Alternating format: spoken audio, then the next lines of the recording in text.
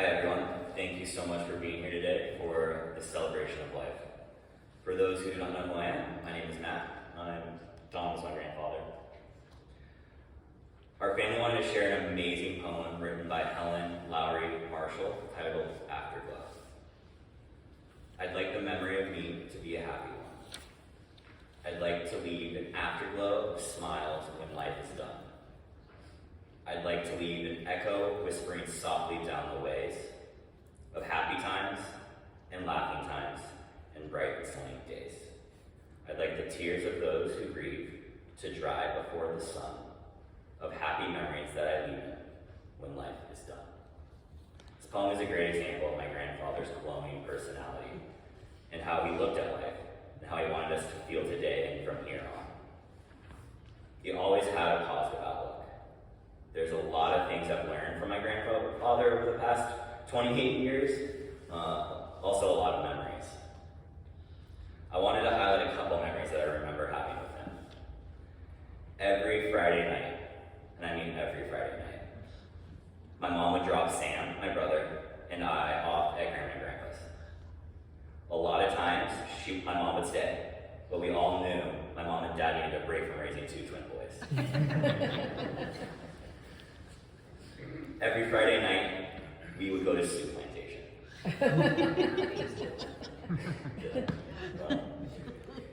Soup Plantation was his absolute favorite. There was only one reason why Sam and I were going, and it was for unlimited pizza and unlimited ice cream. That being said, he would always walk with us to that ice cream bar and help us put on all the toppings, all the caramel, all the fudge, and keep walking us back until he said no more. He was always there with a helping hand. It was great to have a grandfather that was always there to give a helping hand. Sam and I also played a lot of Little League together. Can't remember there a time where he wasn't at one of my baseball games. If it was a weekday or weekend, he was always there and would always come. He was such a supportive grandfather. It is something that I strive to be in my life. If you didn't know, he was also a great poker player. He would play all the time with his buddies once a month. He was the person that taught me how to play Texas Hold'em and various other card games. He'd go upstairs, get his massive change jar, and it could have been just a mason jar, but to me when I was a child, it was massive. And we would play pennies, nickels, and dimes. Pennies and nickels and dimes were in place of the poker chips. For an elementary school kid, that was so cool. We had money if we won. We would sit there after and we'd roll all the change up into change rolls. And I know that's not really a thing anymore, but we would sit there for hours and roll the change up. Then he would let us keep it all. He was such a giving person. I strive to be as giving as him. I know he's looking down on us right now with his big smile and loving heart. I'm excited to keep doing life because of you, Grandpa. I had such a great role model when I was younger, and I strive to be like that with my kids and my future grandchildren. Thank you, Grandpa, and I will forever miss you. Okay, so Matt and I didn't read each other's speeches, so there might be some overlap. Hi, my name is Kelsey Mitchell, and I'm the one and only granddaughter of John Mitchell. He would always say I was his favorite granddaughter. Obviously, the odds are in my favor, but he would also add, Kelsey, even if I had 99 other granddaughters, you would still be my favorite. I just want to disclose that information to the others. He always knew how to make me smile. Grandfathers have a special place in this world. I was lucky enough to have mine for 34 years. Today, I'm blessed to have the opportunity to remember the life and the legacy that he leaves behind. My grandpa was born in a small farmhouse in rural Ohio in 1928, a year before the Great Depression. When they moved to the big town of Mount Perry, population of 70, they moved their household belongings with a horse-drawn wagon. Nothing like the good old days, right, Mike? His parents were custodians at the local church, and Grandpa's job at the age of 9 was mowing the cemetery lawn.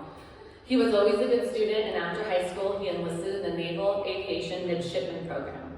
It was a 9-year commitment. 2 years of college and then 5 years of active duty as a Navy pilot, followed by 2 more years of college, allowing you to get a degree in any profession you want. After his 5-year period of active Navy duty ended in June of '53, he drove for the next 5 days from Virginia to Colorado to attend the University of Colorado. He continued to fly in the Naval Reserves at CU and earned a degree in accounting and law. But far and away, the most impressive moment at CU, and maybe his whole life, was meeting and marrying my grandma Sue, who also was a student at CU.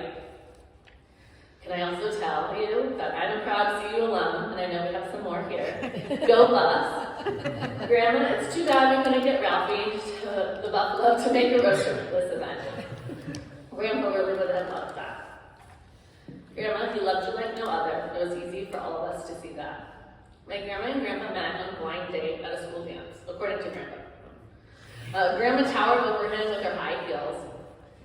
And there weren't really so many slow, dreaming songs, as my grandpa said. He was kind of out of his league on the dance floor, but luckily his dance moves didn't scare her away. Because shortly after, they went on a date.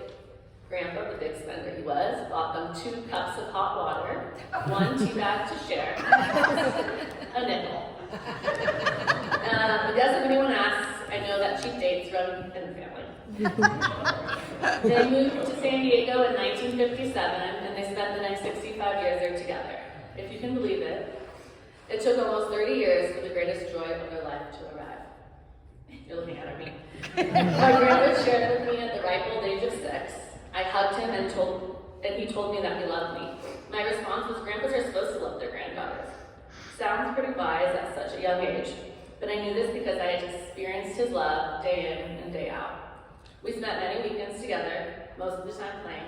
One of our all-time favorites was baseball in the yard. And if I'm being honest, I'm still kind of feeling guilty about all those hits to the knee and head, but he always took it like a champ. Another popular choice is playing office. Little did I know I was honing my future teaching skills, and my grandpa was sprinkling in the importance of strong work ethic. We also did the occasional studying. My grandpa spent many, many hours helping me with math, because not only was he a whiz at it, but he had the patience to teach me until I understood. I recall at the age of 15, my grandpa was eager to teach me how to drive. My dad and grandpa used to let me steer the wheel while I sat on their lap, so I already knew how to drive. I was an expert. But I agreed to go to the local Carlsbad Mall anyways, where there's plenty of room for me not to run into anything or anyone. As he had me practice parking over and over again in the white lines, I felt my patience being tested. My grandpa, on the other hand, was portraying his normal, calm self-demeanor. And as I became more and more frustrated with not being able to park inside these lines, I became impatient with his patience. I often play the story back in my head, trying to recall why the story sticks out to me. And it must be my grandpa's way of teaching me the importance of patience. To this day, parking the lines is not my forte, but I can parallel park for days. Thanks to my dad, my grandpa, and a lot of crushed orange cones at the local Carlsbad Elementary School. Sorry. Grandpa had a special bond with each of his grandchildren. He never missed an opportunity to spend time with us. He showed up time and time again, whether it was for a sporting event, a recital, an evening out at Soup Plantation, stole my line, watching a movie, playing our favorite board games, giving us advice, or simply a hug.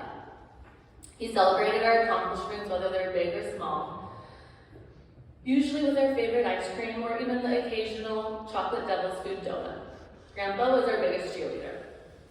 One tradition we will never forget were the monthly newsletters he wrote to us in college, and by write, I really mean he typed with an old-fashioned typewriter.